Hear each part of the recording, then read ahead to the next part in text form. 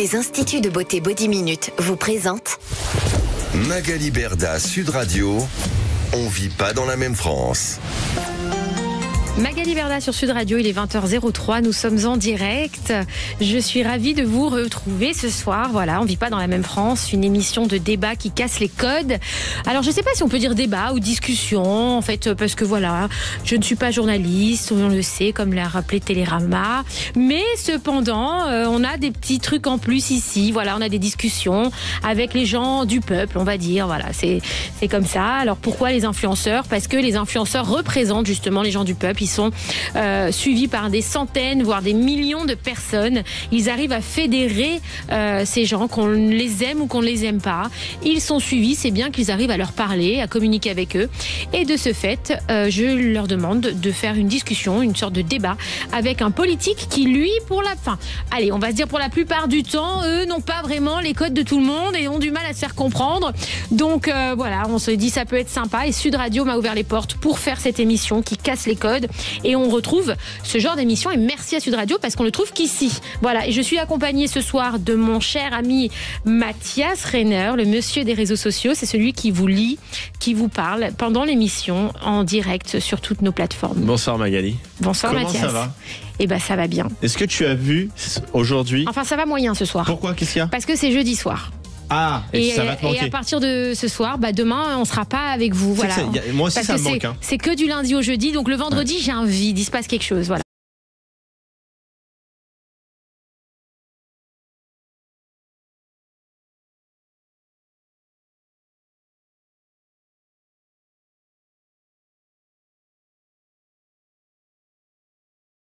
C'est pour ça qu'on se voit des fois le vendredi. Non, on ça, comble par le contre, vide. Non. Ah. Non, tu ne combleras jamais le vide de mes auditeurs. Oui, Désolée. c'est vrai. Mais c'est vrai que parfois c'est long d'attendre jusqu'à lundi. Alors, avant toute chose, je voudrais avoir un petit mot pour notre invité de lundi, Emmanuelle Brisson, présidente du mouvement Vivement Demain. Depuis ce débat face à Anas Kazib, elle est victime d'un véritable cyberharcèlement. Alors, je veux le dire très, très, très clairement parce que je l'ai vécu.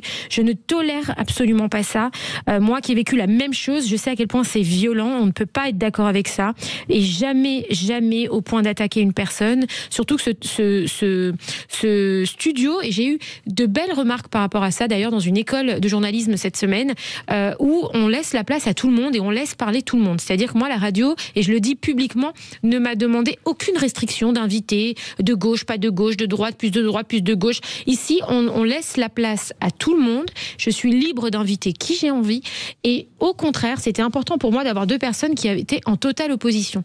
Donc évidemment, c'est pas le but, voilà, de harceler les gens, de les insulter. Elle est venue défendre ses positions d'une manière très respectueuse en plus, en face d'une autre personne qui lui aussi a défendu ses positions et on les a laissés parler les deux. Voilà, donc c'est triste d'en arriver là quand on voit qu'on est là que pour discuter, dialoguer, essayer de se comprendre. Donc voilà, j'ai une grande pensée pour elle ce soir. Ouais, non, c'est vrai, parce qu'on reçoit absolument tout le monde ici. Vient qui veut venir. Et comme tu dis, on accueille de la gauche, de la droite, du centre. Tout le monde. Même les influenceurs, on accueille tout le monde en fait parce que on a fait, quand tu m'avais pitché cette émission, quand tu m'as dit est-ce que tu peux la faire avec moi, tu m'avais dit ici, on va faire rencontrer tout le monde pour qu'à la fin, ils se serrent la main, ils se sentent... Exactement. Et à la fin, ils ont fait la photo ensemble. Et on a fait une photo, exactement. C'est qu'on n'a jamais eu... En fait, on a souvent eu des invités qui n'étaient pas en accord. Et à la fin, il y en a, ils se sont échangés les cartes, etc. Donc c'est dommage que sur les réseaux sociaux, ça parte en cyberharcèlement et tout. C'est totalement gratuit, c'est injustifié. Et on pense à elle ce soir parce que c'est des choses qui sont dures, ce que tu as vécu aussi et tu sais de quoi tu parles. Ouais, ce qu'elle vit depuis quelques jours, c'est pas bien et c'est pas beau. Et franchement, et honte aux plateformes de laisser faire. Parce qu'encore une fois, pour moi, les plateformes ont une énorme responsabilité, mais c'est encore un autre débat qu'on fera certainement encore plein de fois sur ce plateau. Alors, déjà ce soir, on reçoit un talentueux influenceur, un influenceur qui est un influenceur engagé. Il s'est fait connaître uniquement par ses actions pour les gens. Il s'appelle El Négociateur. C'est une star des réseaux sociaux. C'est le Robin des Bois des réseaux sociaux. Bonsoir El Négociateur. Alors, il est un petit peu en retard, il y a un accident sur la route, mais il commence l'émission au téléphone et il la finira ici sur ce plateau. Bonsoir El Négociateur. Il n'est pas avec nous. Bonsoir, vous m'entendez? Ça va? Il aurait pu négocier de passer entre les bouchons quand même. Ça grésille. Non, j'ai essayé de négocier auprès de la mairie de Paris l'hélicoptère, mais ça n'a pas marché. Pas mal. Ça va? Tu vas bien? T'es loin ou pas là? T'arrives dans combien de temps? Je vais me référer à l'expert au taxi. Monsieur, on arrive dans combien de temps? 20 minutes maximum. Wow. Dis au taxi qu'il peut te ramener, s'il te plaît, le plus vite possible et qu'il peut venir en plateau même avec toi s'il veut. Mais doucement. Hein. Je suis pas habitué, c'est pour ça. D'habitude, je marche, j'aurais dû venir à pied en fait. Ouais, écoute, hein, c'est pas grave. Le principal, c'est que tu sois là. Merci d'être avec nous. Alors toi, tu es sur les réseaux sociaux tous les jours. Hein, voilà. En général, je lis un petit texte sur nos invités. Mais ce soir, j'ai pas grand-chose à dire. Alors, je vais te poser beaucoup de questions parce qu'en fait, je ne te connais pas. Tu montres pas ton visage, hein, je crois, sur les réseaux. Exactement, oui, on montre pas le visage et surtout qu'on filme avec des lunettes, les lunettes Ray-Ban Meta, donc ce qui permet d'être en immersion mais de ne pas voir mon visage aussi. Donc les lunettes Ray-Ban Meta, c'est celles qui filment en direct, c'est-à-dire que pour nos auditeurs, il y a une petite caméra à l'intérieur des lunettes. Exactement, c'est des lunettes qu'on peut porter et qui permettent aussi de filmer des petites capsules vidéo de 3 minutes et c'est assez répandu sur les réseaux sociaux de créateurs de contenu qui utilisent... Et est-ce que tu peux nous rappeler combien d'abonnés tu as sur tes différentes plateformes? Sur TikTok, on doit être aux alentours de 900 000, sur Insta 200 000, sur YouTube 100 000. Ce qui est énorme. Notre petit bonhomme de chemin, quoi. C'est un plutôt gros bonhomme même. Plutôt gros bonhomme de chemin. Est-ce qu'on peut savoir ton prénom ou pas du tout? Non, justement, le but de l'anonymat, c'est de ne dévoiler que la création de contenu qu'on fait et rien lié à ma personne parce que c'est qu'accessoire. Parce que Magali a pensé que elle, c'était ton prénom et négociateur ton nom de famille. Non. Et est-ce que tu peux nous dire quel âge tu as? Non plus, du coup. Tu veux pas? Même pas une petite tranche entre 20 et 40 ans? Je pense qu'au timbre de voix, vous vous imaginez bien que 20 et 30 ans. 20 et 30 ans. T'es jeune. Ouais, voilà. Ouais, voilà. Entre 20 et 40. Entre 20 et 40. Bon, et sur tes réseaux, alors pourquoi toi t'en es venu à te lancer sur les réseaux? Comment tu es arrivé là? Comment t'es arrivé à fédérer autant de centaines de milliers, enfin maintenant le million quoi? Comment tu as fait? Moi j'ai commencé par le parcours associatif, c'est ça qui m'a mené à la solidarité dans un premier temps, parce que mon contenu il est centré sur la solidarité. Et de fil en aiguille, on utilise un peu tous les réseaux et on le perçoit tous comme un vrai territoire d'expression, surtout un vrai levier aussi pour faire passer des messages. On l'a vu sur plein de sujets, le Congo, la Palestine. Donc on a décidé d'investir ces plateformes-là pour rigoler au début. Et c'est devenu il y a eu un engouement et surtout les personnes nous ont ralliés dans notre cause et se sont proposés de nous aider. Donc on a continué et maintenant ça a créé le mouvement et le négociateur où on parle solidarité au travers d'interactions avec des inconnus, des restaurateurs, des directeurs. Est-ce que tu peux gentiment demander au chauffeur s'il peut couper la radio derrière toi ou la baisser du moins? Il n'y a pas de radio derrière moi. Il n'y a pas de radio. C'est parce que je suis en... Non? Vous m'entendez mal? Le haut-parleur peut-être. T'es en haut-parleur? Le haut-parleur peut-être. Attendez. Là c'est beaucoup mieux? Est-ce que là ça va mieux pour tout le monde? Magali est négociateur de l'haut-parleur. Normalement c'est... Alors aujourd'hui, toutes tes vidéos sont faites à partir de dons ou tu fais des collaborations avec des marques? Moi j'ai commencé en faisant des vidéos spontanées comme je vous l'ai expliqué avec les lunettes.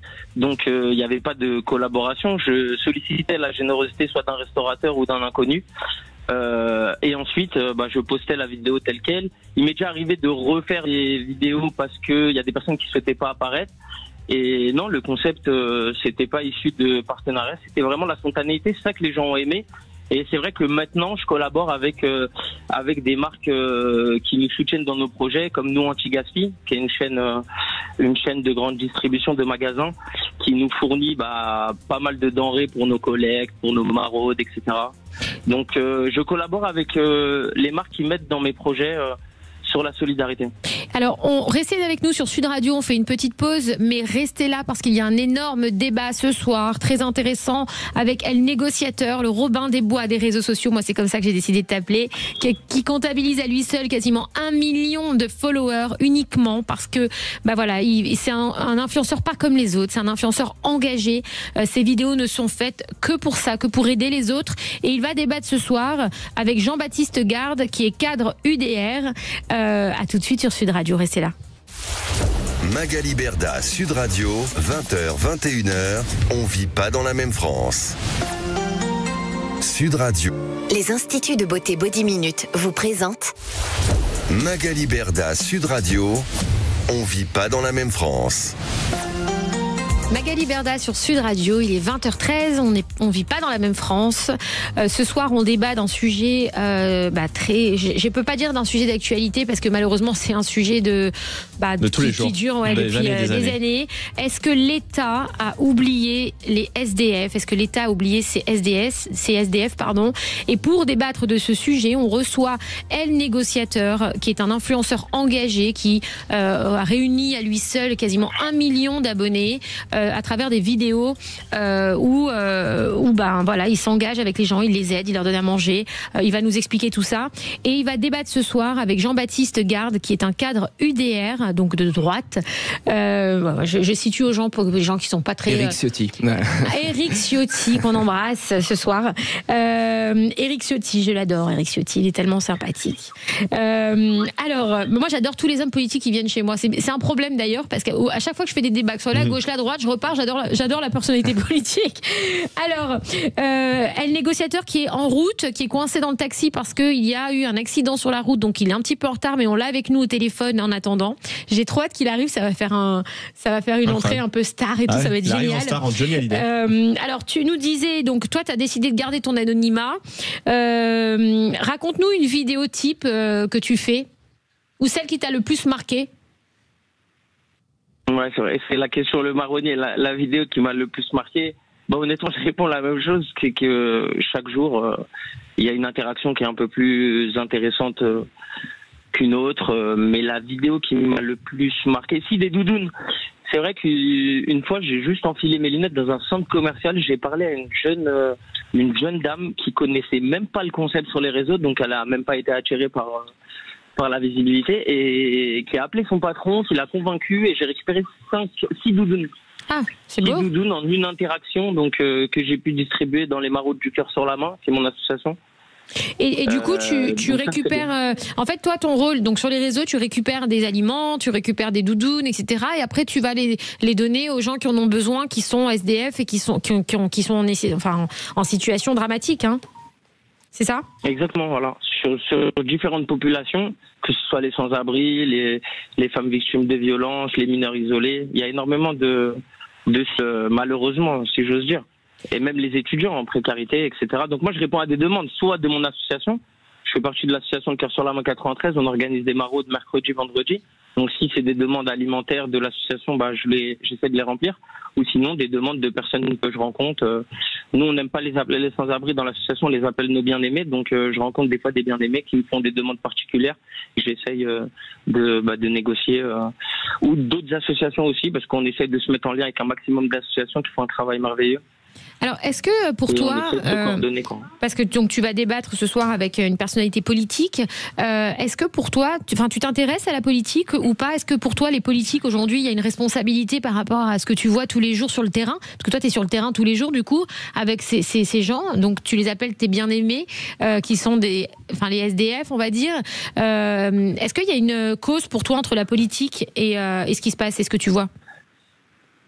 La cause, elle y est de fait, parce que justement, la politique, elle est là pour solutionner ce type de problème. Donc, bien évidemment qu'il y a un lien direct. Après, nous, on est lié que très peu à ce monde-là, qui, pour être honnête avec vous, est très opaque à nos yeux. Je parle, en tout cas, pour moi, les personnes qui me suivent aussi, et notre présence surtout sur des plateformes comme TikTok, où c'est vrai que la politique politicienne et traditionnelle, c'est un autre monde, quoi.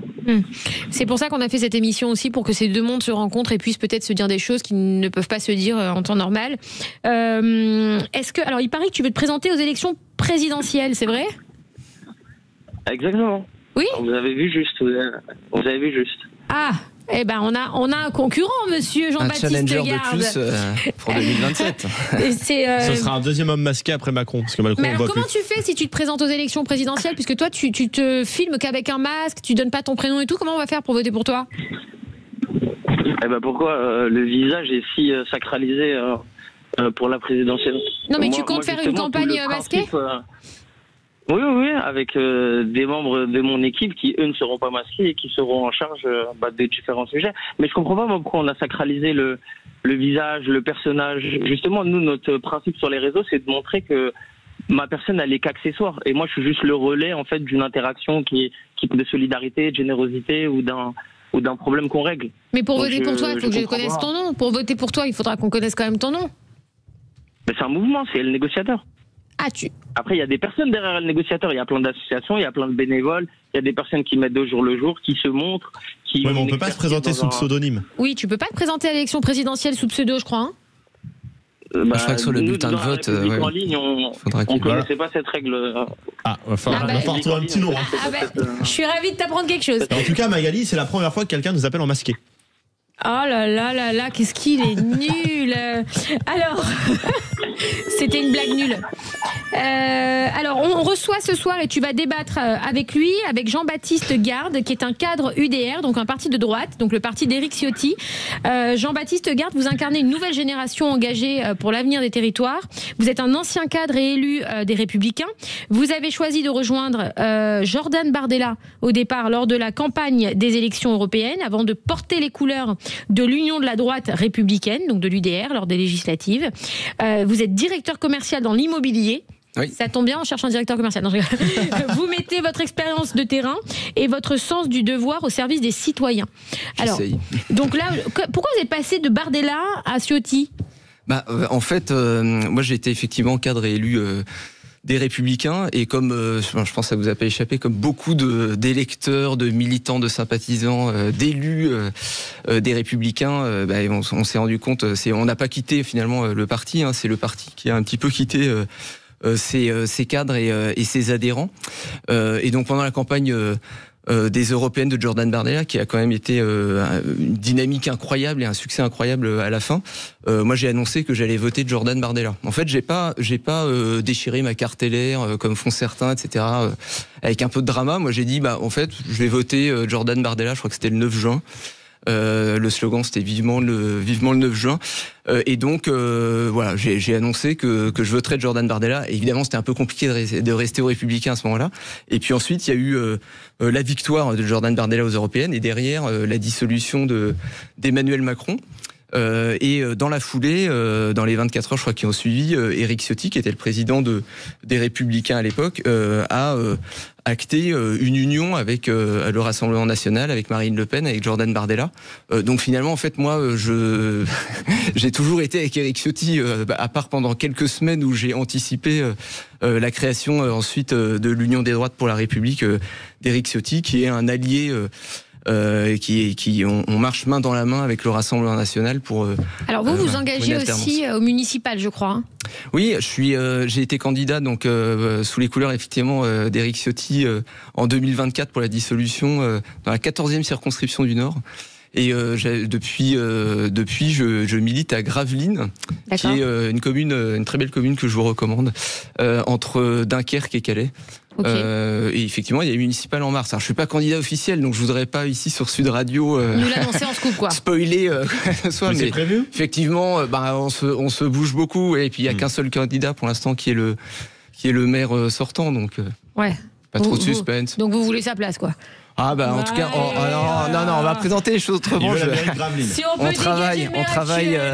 travaille dans toutes les communes de la circonscription, dans le Dunkerquois. J'ai l'impression que l'équipe d'Éric Ciotti va être maire partout. Hein. Éric Ciotti, maire à Nice, vous. Éric Ciotti sera maire à Nice, ça c'est sûr. Oui. Ah, ça y est, c'est officiel. Ouais. Ok, bon, très bien. On acte sur Sud Radio, du coup, que Éric Ciotti est déjà maire de Nice. On aura l'info avant. Voilà. Alors, c'est quoi votre définition, vous, Jean-Baptiste Garde, de la précarité ? Effectivement, déjà c'est un très beau sujet. Merci de votre invitation. Et puis j'ai noté particulièrement le fait d'appeler les sans-abri des bien-aimés. Voilà, je pense qu'on partage avec elle négociateur un esprit de fraternité, la solidarité. Voilà, moi je suis un humaniste dans l'âme. J'ai servi 15 ans à l'armée. J'ai été casque bleu au Liban. Donc c'est évidemment des choses. Vous avez quel âge ? J'ai 44 ans. Ah bon? Souvent, on me dit que je fais 10 ans de moins. Mais... Alors, s'il vous plaît, excusez-moi, tous ceux qui écoutent les ondes, connectez-vous en direct aussi sur Instagram. Sur Instagram, live Et Insta venez Magali voir. Berda. On dirait qu'il a 23 ans. Ouais, On parle pas de Magali 23 ans, c'est vraiment de l'invité. Pourquoi on parle pas de moi? Non, mais ça va, tu fais moi. S'il te plaît. Tu fais moi aussi. Ah oui, vous faites 44 ans. 44 ans, oui. Ouais. J'ai servi dans l'armée 15 ans, donc effectivement, en général, quand je dis ça, les gens se disent, il peut pas avoir. C'est plus dur ans, l'armée ou la politique? C'est différent. Mais dans les deux, on porte les couleurs, on sert l'intérêt général. En tout cas, moi, c'est comme ça que j'ai fait la continuité entre les deux. Et donc, du coup, voilà, c'est vrai que cet esprit de fraternité, la fraternité, c'est notre devise aussi républicaine. La France, on est la nation des droits de l'homme, il y a la nation des Lumières. Donc là-dessus, je pense qu'on va se rejoindre. Et c'est une très belle initiative que fait El Négociateur et toutes les associations qui œuvrent en faveur des bien-aimés. Ouais, j'ai regardé un petit peu, du coup, ouais. Je suis pas forcément très branché TikTok. Et influenceur moins que vous, mais Magali, mais j'ai regardé, oui, bien sûr. Et toutes les initiatives qui vont en faveur des sans-abri, notamment, évidemment, sont positives. Après, je pense qu'il faut, pour recadrer un petit peu pour repréciser un petit peu la notion de précarité. Je pense qu'une première action qu'on peut attendre des politiques, c'est déjà de pas créer de précarité. C'est-à-dire que les gens qui sont sans abri, ces fameux bien-aimés, ils sont déjà un petit peu en marge de la société. Malheureusement, ils n'ont pas un toit au-dessus de la tête. Et donc c'est toute l'action sociale, évidemment, d'aller vers eux. C'est l'action de l'administration, de l'État, mais aussi des associations. Et puis de tout un chacun dans un esprit fraternel. Après, le but du politique, c'est aussi de ne pas créer de précarité. Or, aujourd'hui... Bon, là, c'est un loupé quand même, parce que malheureusement, il y en a beaucoup. Oui, et surtout, il y a beaucoup de gens qui sont à la limite de la précarité. C'est-à-dire qu'on a un tiers des gens qui, dans une étude, disent qu'ils n'ont pas de quoi finir les fins de mois. On a le prix de l'électricité qui a augmenté de 40% depuis 2022. Le prix de la viande... de tous les produits de consommation, ils ont augmenté d'un tiers, je crois, depuis 10 ans. Moi, un truc qui me choque à chaque fois, c'est qu'on a quand même des antivols sur la viande. Faut quand même se rappeler, il y a quelques années... Il n'y en a pas au Louvre. Voilà, c'est clair. C'est difficile de voler de la viande, effectivement, dans un supermarché. Sur le live Insta, il y a Benjamin qui dit « Pourtant, Macron avait promis qu'il n'y aurait plus à avoir des SDF en 2025 ». Exactement, et je pense que on va parler après des responsabilités politiques, mais ce qui est sûr, c'est qu'on le partagera peut-être avec El Négociateur. Il y a une responsabilité des macronistes depuis 2017 d'avoir laissé chuter le pouvoir d'achat des Français. Je le disais avec l'augmentation du prix de l'énergie, avec l'augmentation du prix des aliments. Et aujourd'hui, il y a des gens qui sont à la limite de la précarité. Le logement, c'est 27% du poste de dépenses des ménages. C'est impossible de se loger aujourd'hui. Quand on est des jeunes, il y a peut-être beaucoup de jeunes qui nous écoutent aujourd'hui, ce soir. Pour louer, c'est une galère parce qu'il faut faut monter un dossier, etc. On fait une liste d'attente. C'est compliqué. Si vous voulez acheter, il faut quand même avoir un petit peu d'argent parce que les prix de l'immobilier, je suis bien placé pour le savoir, ont bien augmenté depuis 10 ans. Et les taux également depuis fin 2023. Et puis il y a aussi les jeunes qui n'ont pas derrière leurs parents pour, par exemple, se mettre comme caution. Comme caution, etc. Donc en fait, il y en a, ils ont rien, quoi. Non, mais moi, quand j'étais à la fac, il y avait des copains à moi, ils dormaient dans leur voiture. Hein. Ouais, mais parce que c'est compliqué aujourd'hui pour avoir un logement d'étudiant, c'est bouché. Si t'as pas tes parents derrière pour porter caution, personne te loue d'appartement. Donc tu fais comment en fait? Il y a pas de solution. C'est très dur. Hein. Et puis même aujourd'hui, les non-étudiants qui doivent gagner 3 fois le montant du loyer. Enfin, je veux dire, quand tu vois les SMIC, etc. Où tu vois, à part un HLM, où pareil, c'est inaccessible pour avoir un HLM pour les gens. Encore dans les HLM, il y a aussi les passe-droits.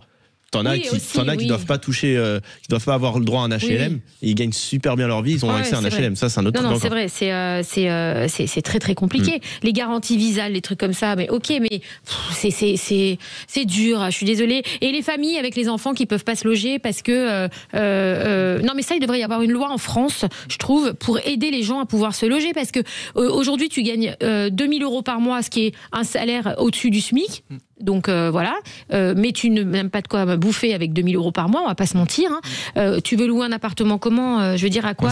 À 800 € un studio, parce que 3 fois le montant du salaire, c'est-à-dire que tu dois louer, tu fais 2000 divisé par 3, je sais même pas comment ça fait. Bref. Bon, ça fait un chiffre. Non, mais en tout cas, il y a une question là encore une question qui tombe sur le live Instagram, toujours de Benjamin. Benjamin, il est à fond. Hein. Est-ce que vous allez rajouter des aides si vous passez ou vous allez réduire? On parlait du logement. La première chose, c'est effectivement de construire du logement. Depuis Macron 2017, moins 25% de production de logements neufs. Le logement neuf, évidemment, c'est ce qui alimente le logement. On peut réhabiliter des logements anciens, mais il faut créer du logement neuf. Mais quand même avant de créer du logement, vous vous rendez compte, vous allez dire aux gens qu'ils n'ont pas de quoi se loger, et vous leur dites attendez qu'on crée des logements. Ils peuvent. Ouais, mais en fait, construire du logement, c'est pas évidemment il y a des délais, hein, mais les délais de construction, ça va être 1 an et demi. Oui, mais en attendant, les gens sont dehors. Ouais, voilà, mais il faut réamorcer la pompe du logement. Restez avec nous tout de suite sur Sud Radio. Elle négociateur, le Robin des Bois des réseaux sociaux qu'on attend depuis tout à l'heure, qui a quasiment le million d'abonnés sur toutes ces plateformes, un influenceur engagé, vous allez voir, extraordinaire, qui fait des actions tous les jours pour donner à manger aux gens qui ont faim, et il s'est fait connaître comme ça, voilà, comme quoi on peut avoir des abonnés en faisant des belles choses, et il est sur ce plateau là dans très peu de temps. On vous retrouve sur Sud Radio, à tout de suite pour un débat entre Elle Négociateur et Jean-Baptiste Garde, cadre UDR. À tout de suite. Sud Radio. Sud Radio. Parlons vrai. Parlons vrai. Sud Radio. Les instituts de beauté Body Minute vous présentent Magali Berda, Sud Radio. On vit pas dans la même France. Magali Berda sur Sud Radio, nous sommes en direct, il est 20h30 pour un débat très important ce soir entre Elle Négociateur, Robin des Bois des réseaux sociaux. Ça va, Elle Négociateur ? Très bien, la route est semée d'embûches et de secousses, mais j'arrive dans 4 minutes. Dans 4 minutes, il sera là. Elle Négociateur, une star sur les réseaux sociaux, masqué. Il se fait klaxonner. Il faut que tu avances un peu. Il faut avancer. Qui est au service des gens, qui aide, voilà, c'est bien aimé comme il les appelle, les gens qui sont dans le froid, les SDF. Voilà, il s'est fait connaître grâce à ses vidéos engagées où il aide les autres. Et il va débattre ce soir avec Jean-Baptiste Garde, qui est un cadre UDR, donc le parti d'Éric Ciotti. Est-ce que l'État a oublié ces SDF? Et je suis accompagnée bien sûr de Mathias. Moi je voulais dire un truc, il y a le rédacteur en chef Yannick qui est venu me voir à la pub, qui m'a dit la garantie visale. C'est vrai que les étudiants, moi quand j'étais étudiant, je connaissais pas. Et en fait, c'est un truc où l'État ne communique pas assez. Donc là, je pourrais pas vous dire tous les tenants aboutissants des garanties. Juste, je vous invite à aller sur Internet, tape garantie visale pour les étudiants. VISALE. Voilà, parce que ça se trouve, ils sont même pas au courant qu'ils peuvent profiter de ça pour avoir un logement et tout. C'est une caution pour vous ayez un appartement quand vous êtes étudiant et que vos parents, malheureusement, ne peuvent pas se porter caution pour vous. Merci Yannick, rédacteur en chef de l'émission. Yannick, il est passé par là, c'est pour ça, je suis sûr. C'est ça Yannick? Exactement, c'est grâce à Garantie Visale si j'ai eu un appartement, donc c'est bien. Allez-y, ils en parlent pas l'État, mais ils peuvent se porter caution pour vous. Et voilà, donc comme on a beaucoup de jeunes, puisque c'est une émission qui parle aux jeunes sur Sud Radio, voilà, comme ça on vous passe une petite info si ça peut vous aider. Qu'il y ait des aides qui soient créées pour servir à quelque chose, c'est bien. Donc alors quand on dit l'État a oublié ces SDF, qu'est-ce que ça signifie concrètement pour vous? Est-ce que c'est un manque de moyens, manque de volonté, manque de résultats? On va d'abord poser la question à Elle Négociateur. Tu es là? Oui. Alors quand on dit l'État a oublié ces SDF, qu'est-ce que ça signifie concrètement pour toi? Je pense que le sujet des sans-abri, il a été repris par tous les politiques, soit au pouvoir ou soit qui souhaitaient se présenter avec bien évidemment la promesse d'éradiquer les sans-abri de Paris, quoi, la précarité et améliorer l'accès au logement, sauf que personne n'a tenu ces promesses. Donc ils sont directement responsables, les politiques, premièrement. Secondo, je pense que c'est un sujet métaphysique sur la précarité, la fraternité, mais que c'est pas une question concrète, parce que c'est vrai que c'est toujours assez flou et c'est souvent des phrases chocs en disant qu'il n'y aura plus de sans-abri à Paris, mais c'est de la récupération politique pour toi. Ouais, je pense, mais je sais pas si je suis myope, mais personne n'a vu ce. Oui. Toi, tu penses que c'est la récupération politique? Si, c'est vrai qu'ils ont tenu leurs promesses et ils ont mis leur menace à exécution pendant les Jeux Olympiques. Ça, c'est vrai que j'ai vu personnellement et en tant que membre d'une association, et pour avoir parlé aussi avec d'autres associations, j'ai vu une réduction drastique du nombre de sans-abri dans certains quartiers stratégiques. Oui, mais ils l'ont fait pour eux ou ils l'ont fait pour les JO et pour le tourisme ? Pour le tourisme. Parce que si c'est pour les mettre au chaud pendant les JO et les laisser se débrouiller après les JO, les remettre, pardon, hein, je parle vulgairement, mais comme des animaux, c'est des êtres humains, quoi. Donc, Jean-Baptiste Garde, qu'est-ce que vous pensez aujourd'hui de ce que nous dit le négociateur ? Déjà, le constat, je le partage sur la promesse d'Emmanuel Macron. Alors, c'est pas la seule qu'il a pas tenue, hein, à l'UDR et au Rassemblement national. On le souligne souvent sur beaucoup de sujets, notamment sur les sujets économiques. Il a évidemment pas tenu ses promesses. Donc, sur ce sujet qui est extrêmement important, de l'aide aux sans-abri, il y a une action de l'État qui est attendue. Donc comment on fait ? À mon avis, il y a deux leviers. Il y a le logement. On parlait de mettre un toit au-dessus de chacun. Donc ça, c'est construire des places en foyer, des centres d'accueil pour les sans-abri, pour leur permettre leur réinsertion. Après, le deuxième levier, c'est médical. C'est-à-dire que souvent, il y a une marginalisation des sans-abri, et ça peut venir parfois d'ailleurs de maladies psychiatriques ou autres. Et de toute façon, il y a une action sociale et médicale à apporter. Alors comment on fait ?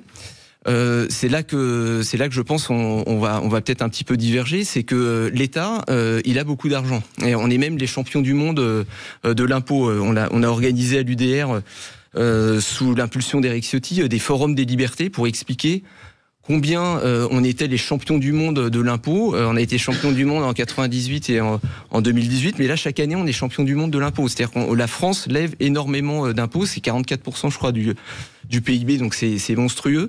Et on s'endette aussi assez largement, puisque grâce à Bruno Le Maire. Voilà, Bruno Le Maire a contribué, oui, à une contribution importante. Bruno Le Maire, je l'adore. Et 1 milliard, on le sait, à plus d'1 milliard 100 000 de dettes, plus de 1100 milliards de dettes supplémentaires de Macron depuis le 2017. On est à 300 milliards de dettes. Enfin, c'est colossal, tout le monde parle que de ça. Mais en fait, l'argent, du coup, on l'a, puisque l'impôt, il est là. On ne peut pas lever plus d'impôts aujourd'hui. C'est ce qu'on a expliqué à l'UDR lors de ces forums des libertés.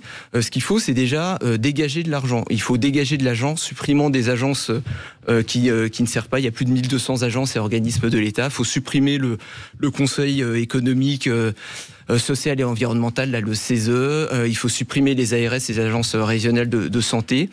Il faut transformer l'aide médicale d'État, bien connue, en aide médicale d'urgence. Il y a plein de mesures comme ça à faire pour réduire le train de vie de l'État et pouvoir réinvestir, comme je vous le disais, sur du logement. Construire du logement, certes, ça prend du temps, etc. Mais en fait, il y a des entreprises qui attendent que ça, qu'on leur confie des chantiers.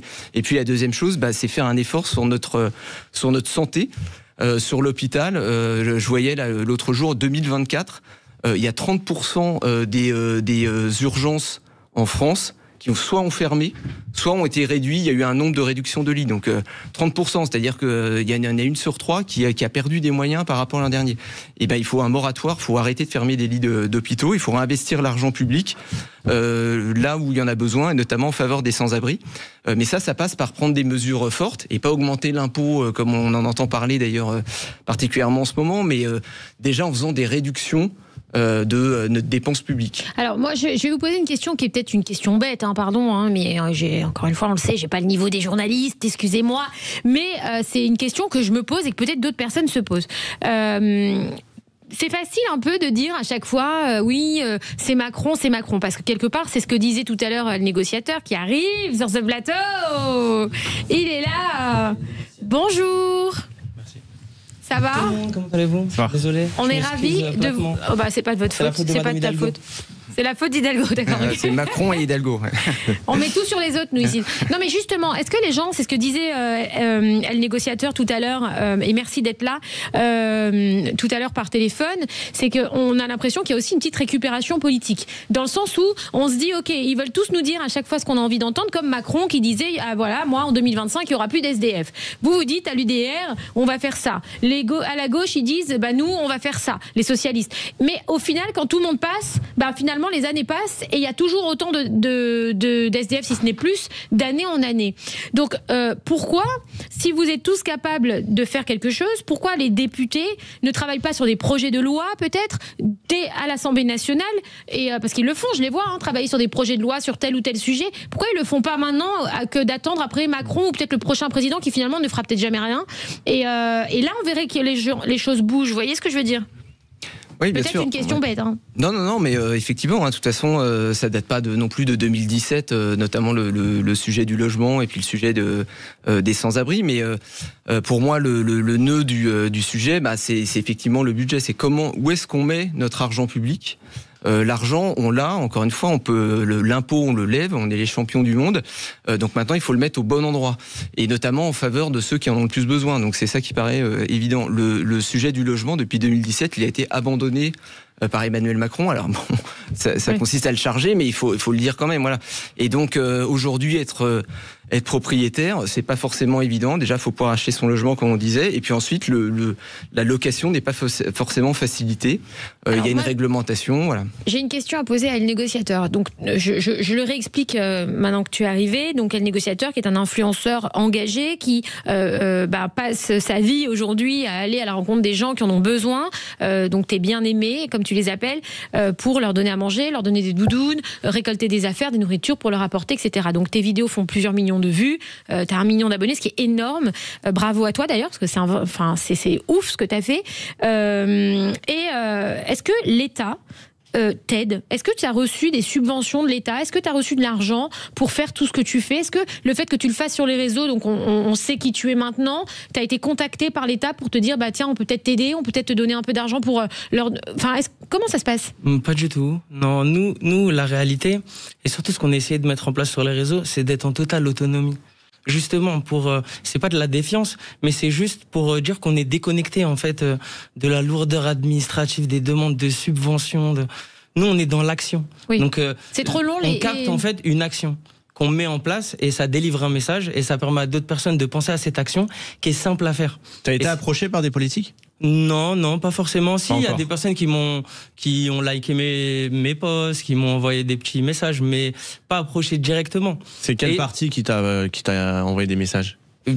À peu près des personnes de tous les bords, je pense, qui ont gauche, liké. de droite. Oui, mais bon, liker, pardon, mais liker une vidéo, ça n'apporte rien à personne. C'est un petit appel de phare dans les réseaux sociaux. Ouais, voilà, exactement. C'est un petit clin d'œil. Voilà, c'est ça. C'est regarde, je suis quelqu'un, je t'ai liké, est-ce que tu veux venir me parler? Mais je pense que même notre posture et le fait qu'on soit masqué et qu'on donne la priorité surtout à l'interlocuteur et pas à moi-même, je pense que ça freine aussi les gens de se dire on va récupérer.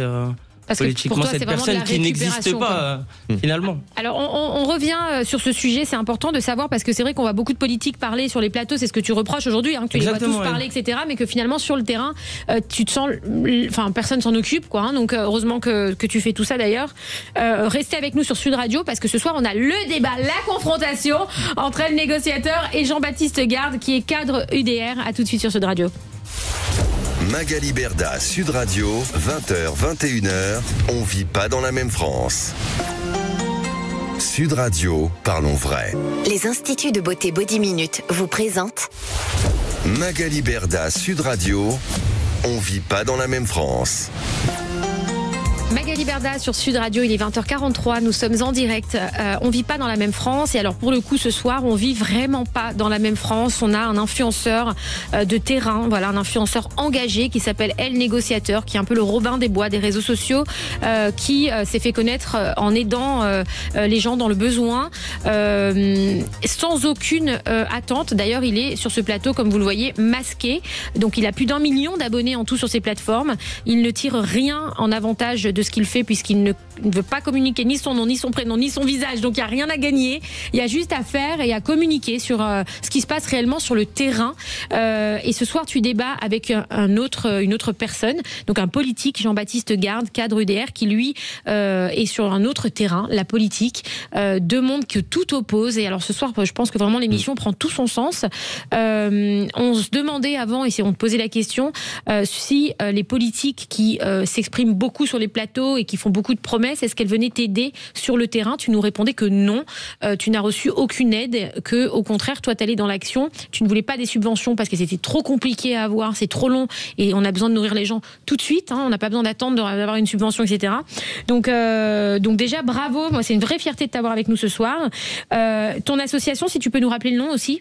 Le cœur sur la main 93. Sur tous les réseaux sociaux, un compte Instagram. Le président, c'est Mohamed Amin Boidelin. C'est lui qui nous a tous fédérés depuis maintenant 6-7 ans.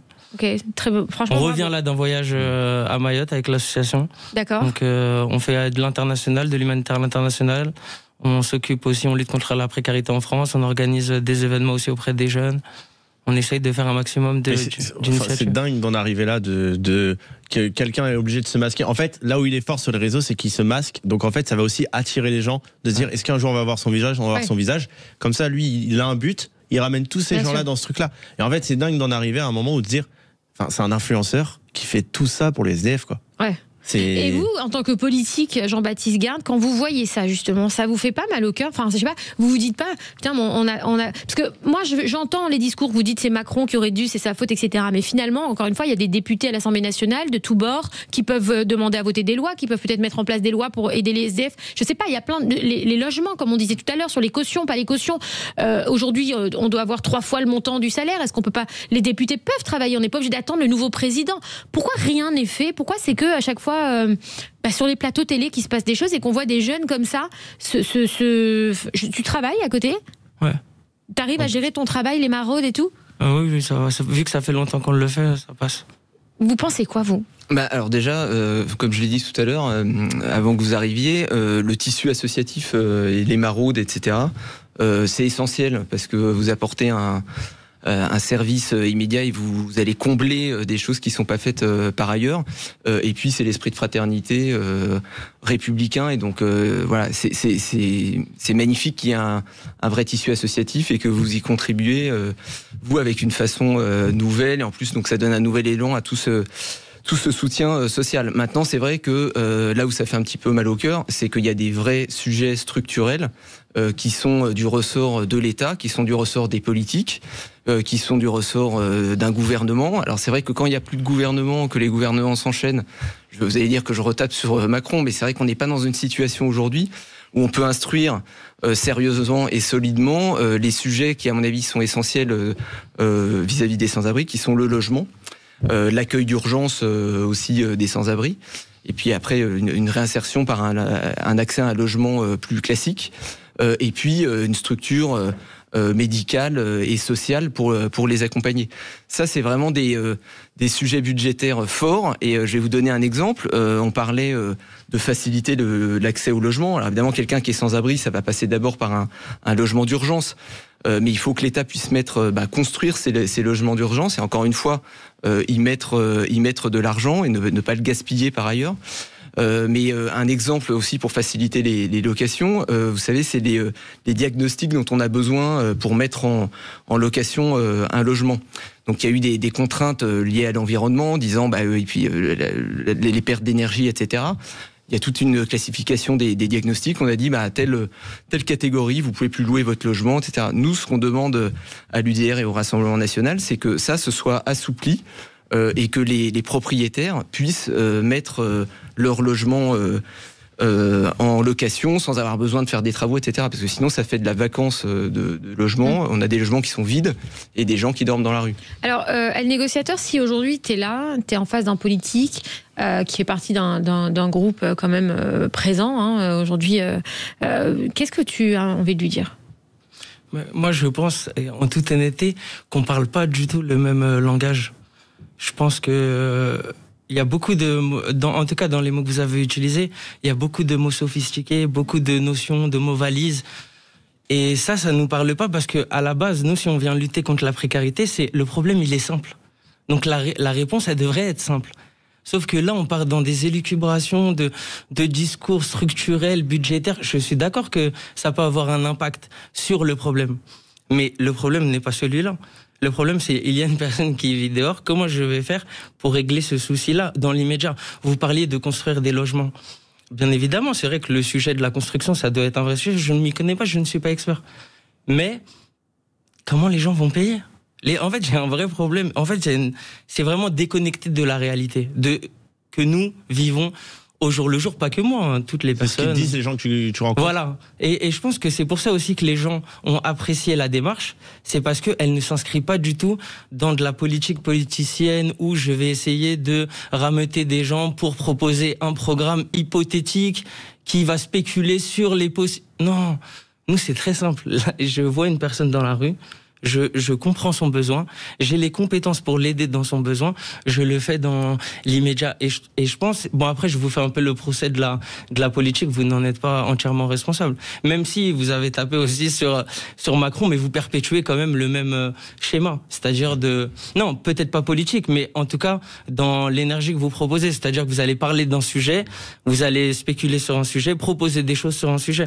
Moi j'aimerais bien qu'on inverse la chose et proposer d'abord la solution, que la solution marche. Et une fois qu'on a prouvé que la solution elle marche, à petite échelle localement, là on peut en faire des règles universelles ou qu'on déploiera. Moi en tout cas c'est ma politique. Ce qu'on essaye de faire, c'est de le faire au jour le jour. Si ça marche, on essaye de le dupliquer et de le diffuser. Ça serait quoi la solution pour toi? La solution actuelle, que les gens se reconnectent. Pour moi, on a ce problème parce que les gens se sont déconnectés. C'est-à-dire que chacun vit dans son propre carcan et les gens ne se parlent plus. On est régi par trop de codes et de conventions que les gens n'osent plus dépasser. Et moi, c'est pour ça que les gens, encore une fois, ont apprécié la démarche. Parce que je vais à la rencontre des personnes et j'entame une discussion avec eux. Pourquoi les politiques, mais qui sont si importants aujourd'hui dans notre société, voilà, parce que comme vous dites, ça passe aussi par la politique pour aider, pour sortir de cette précarité, mais pourquoi ils ne font pas l'effort de faire des maraudes aussi, beaucoup plus souvent, de se rapprocher d'associations comme ça, de jeunes comme ça, pour aller avec eux sur le terrain et peut-être se rendre compte sur le terrain de ce qui se passe plutôt que de parler tout le temps, vous voyez ce que je veux dire, et de parler en plus dans un langage qu'ils ne comprennent pas et qu'ils n'ont même pas envie de comprendre. Eux, ils veulent juste manger et se couvrir, quoi. Oui, alors déjà, je rejoins sur le fait qu'effectivement, il y a deux niveaux d'intervention. Il y a sur le terrain, il y a l'action concrète, et c'est toute la noblesse de l'action sociale associative. Après, forcément, il y a besoin d'une action globale. Il y a besoin le problème, il vient pas on peut partir du bout de la chaîne pour donner une première aide, mais après il faut comprendre d'où ça vient, pourquoi les gens sont dehors, pourquoi ils n'ont pas de logement, pourquoi on a pas assez de logement, pourquoi il n'y a pas de place d'hôpital quand ils ont des problèmes psychiatriques ou autres, par exemple. Donc on est obligé de prendre le sujet de la politique globale. Alors c'est très vrai que il y a certains politiques qui peuvent être déconnectés. Je vais pas reciter notamment une famille politique qu'on subit depuis 2017, les macronistes, qui à mon avis pour certains mériteraient d'être un petit peu plus connectés au réel, à des gens qui ont du mal à finir les fins de mois. Vous disiez tout à l'heure, on a parlé pas des gens forcément qui sont dans la rue, mais des gens dont le pouvoir d'achat s'est écroulé. Et aujourd'hui, on leur dit, finalement, on va raboter un peu les retraites, alors qu'ils ont des retraites parfois de quelques centaines d'euros et qui doivent se loger avec des loyers de 300, 400, 500 euros, comme on fait quand on a une retraite à moins de 1000 euros. Donc des gens qui sont pas connectés. Ça passe par faire des maraudes. Moi, je sais qu'à titre personnel, j'ai eu la chance d'être militaire pendant 15 ans. J'ai accompagné des pompiers ou le SAMU parfois sur des interventions. Voilà, je vois concrètement de quoi on parle. Et c'est vrai qu'après, ça aide, si on doit voter à l'Assemblée, à prendre les bonnes décisions. Maintenant, le sujet, il est global quand même. Et là, je vais vous contredire. J'essaie de pas employer des grands mots. Je suis pas connu normalement pour employer des grands mots. Il y en a qui font plus que moi. Voilà, il y a un sujet de politique globale. Je le disais sur le logement, mais je vais vous donner un exemple. Je vais vous parler de ma ville de Gravelines. Dans le Nord, où il y a un sujet de traversée des migrants que vous connaissez vers l'Angleterre. C'est une tragédie sociale et humaine, c'est-à-dire qu'il y a beaucoup d'hommes, mais il y a aussi des enfants, des familles. qui traversent. Il y a des noyés, je sais plus à combien on est de noyés depuis le début de l'année, donc c'est tragique. Ils sont dans des camps à Laune-Plage, à côté de Dunkerque, sous la coupe de passeurs. Il y a eu des morts par arme à feu en juin. Il y a un enfant, je crois, de 4 ou 5 ans qui a été blessé par une balle. Ces gens-là, ils ont besoin d'une aide directe. Il y a des associations qui les aident, qui d'ailleurs malheureusement sont souvent des associations liées à l'extrême gauche et qui facilitent le travail des passeurs, mais ça c'est un autre sujet. Mais il y a une détresse sociale. La détresse sociale, les habitants de Gravelines, ils la voient, et je dirais même ils la subissent, parce que quand vous êtes un enfant, que vous allez à l'école et que vous croisez ces gens qui sont en détresse. Mais le sujet, donc on pourrait dire, il faut aider les migrants, alors je sais pas, les aider à passer en Angleterre, etc. On pourra reparler des accords entre l'Angleterre et la France, qui justement ont déplacé la frontière de l'Angleterre en France, donc on est obligé de gérer ce problème-là chez nous. Mais donc on pourrait se dire, c'est un sujet, tac, on arrive, on donne à manger. Sauf que le sujet, il est plus vaste, et c'est le sujet de nos frontières, c'est-à-dire pourquoi ces gens... ils arrivent d'Asie, d'Afrique, oui, voilà. Donc c'est l'action politique, elle est là. Oui, mais vous parlez de l'immigration. Mais il faut ouvrir les yeux. Je veux dire, les SDF, ils sont dans la rue à Paris. Mais les migrants, on sait pourquoi ils viennent en plus. J'ai vu l'article que vous avez écrit sur Valeurs Actuelles, c'est des migrants afghans. Alors, il n'y a pas que... en tout cas, ce que vous citiez, c'était des Afghans. Il y a beaucoup d'Afghans en ce moment, mais il y a vraiment il y a des gens qui viennent d'Asie, il y a des gens qui... d'Asie, Syriens. Oui, pas trop. En fait, contrairement à ce qu'on croit... Non, mais tout est explicable. Afghanistan, Syrie, etc. Pourquoi il y a un lien comme ça, soudain, avec la France ? Oui, mais ça sort pas de nulle part. Les gens n'ont pas connu la France... pourquoi ? Parce que la France en Afghanistan, en tout cas, elle est intervenue lors de la guerre. Je dis pas qu'il y a un lien direct entre le fait que ces personnes elles se déplacent, mais il n'y a pas non plus pas de lien. Donc c'est vrai que moi je suis d'accord avec votre constat. Les habitants de cette ville subissent un désagrément. Ça c'est vrai. C'est plus qu'un désagrément. Oui, non, mais je suis d'accord. Des violences. Toi, c'est le retour du bâton, quoi. Non, mais ça peut être le retour du bâton, mais le problème ne vient pas en allant voir les habitants de Gravelines en leur disant mais c'est grave ce que vous vivez avec les migrants à côté de chez vous. Ça, c'est prendre la conséquence et diviser les personnes. C'est pas ça. Ce que je voulais dire, c'est que vous voyez, c'est typique ce sujet. Quelqu'un, il va travailler le matin, il y a une centrale nucléaire à Gravelines, il prend sa voiture en pleine nuit. Et il y a des migrants qui ont eu un affrontement avec la police parce que la police les empêche de traverser, encore une fois, à cause des accords absurdes avec l'Angleterre. Et ils caillassent la voiture. Donc la personne, elle va au travail, elle va dans son usine, ou elle va à la centrale nucléaire, elle se fait caillasser. Il peut y avoir un accident. C'est un constat, ça, encore une fois. C'est un constat, mais du coup, évidemment, il faut... ça, c'est en bout de chaîne, on peut se dire, là, il y a des gens... mais je reprenais ce que vous disiez justement sur le bout de chaîne, c'est-à-dire... les gens, ils sont là, ils sont dans une détresse absolue, parfois avec des enfants, ils veulent traverser sur des canaux et ils périssent en mer. Mais le sujet du politique, c'est de dire d'où ça vient, pourquoi nos frontières, tout le monde vient et traverse et veut traverser dans le Dunkerquois, à Gravelines, à Calais. D'où ça vient ? On prend le sujet global. Il y a des actions très concrètes, c'est-à-dire qu'il y a l'espace Schengen avec la libre circulation. Il faut la restreindre aux habitants des États membres et de pas dire qu'on peut arriver, traverser tout l'espace Schengen, quelle que soit sa nationalité. Il faut arrêter aussi. Alors, il nous reste une minute. Vous voyez, c'est une politique globale. Oui. Comme il y a eu cet accident malheureusement sur la route, donc on t'a pas eu toute l'émission. Qui j'espère était sans gravité parce que lui va bien, c'est pas lui qui a eu l'accident. Oui, bien sûr. Il nous reste là, si tu as 10 secondes et que tu veux dire quelque chose d'important pour toi, tu peux. Le micro est à toi. Ouais, moi, je vous invite, monsieur, parce que j'ai l'occasion de discuter avec vous. C'est un conseil que je vous donne, de ne pas perpétuer ce qu'ont fait les autres, surtout que vous critiquez en plus. Prenez le problème à l'envers, essayez de régler un problème, et ensuite vous pourrez extrapoler et dire ça a marché en tout cas dans le réel, et là je vais essayer de le diffuser plus largement. C'est juste le conseil que je voudrais donner. Aller sur le terrain, c'est un bon conseil, et donc c'est vrai. Non, c'est vrai. Allez, passez une journée avec nous. Venez dans mon association. Regardez, je vous invite à une maraude dans mon association, et vous verrez. Et alors, ce que j'aimerais, c'est qu'après cette journée-là, vous revenez tous les deux sur le plateau et on continue ce débat, parce que ce débat mérite d'être fait vraiment bien, et je suis triste qu'on n'ait pas pu le faire entièrement à cause de ça. Donc, ce n'est que partie remise. Voilà, tu es bien et pour clôturer, j'enlèverai mon masque, bien évidemment, si j'arrive à me présenter au présidentiel et à obtenir les 500 signatures. Ça va alors. Alors. Mais peut-être que monsieur va m'aider. Écoute, on appelle Eric Ciotti juste après. Alors, merci à tous. Je vous dis à lundi pour moi. Je suis très triste de ne pas vous voir demain. Vous allez me manquer. Mais merci à tous. Merci à le négociateur. Merci Jean-Baptiste Garde, cadre UDR. Et encore une fois, tu vas revenir dans cette émission faire ce débat qui est important. Tout de suite sur Sud Radio, vous retrouvez les clés d'une vie avec Jacques Pessis et son invité, le journaliste et essayiste belge Marc Roche. À très vite et moi à lundi sur Sud Radio. À lundi. Magali Berda, Sud Radio, 20h, 21h. On vit pas dans la même France. Avec Body Minute. Sud Radio. Sud Radio. Parlons vrai. Parlons vrai. Sud Radio. Parlons vrai.